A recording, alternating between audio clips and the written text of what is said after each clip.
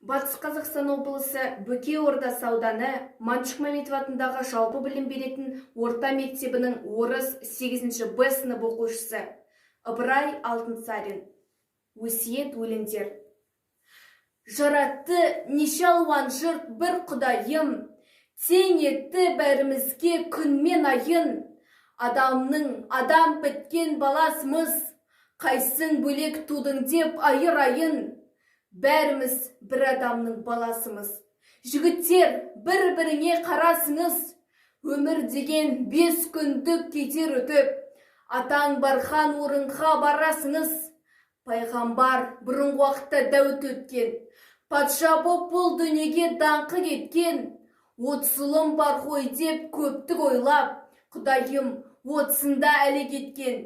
Жылаған дәуіт патша тоба қылып, өзінің пенде екенін сонда біліп, мұнан соң тақ Сүлеймен туды дейді, 30 жылға бір ұзын жора қылып. Ескендір патша болып дүниен алған, қалмаған бұл жалғанда ешбір арман.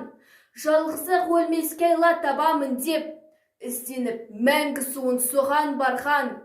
Мәңгіден су ішкенге өлім болмас.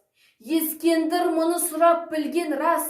Суат кел деп жіберді уәзірлерін, уәзірі қасындағы Қыдыр Ильяс. Екеуі суға барды, судан ішті.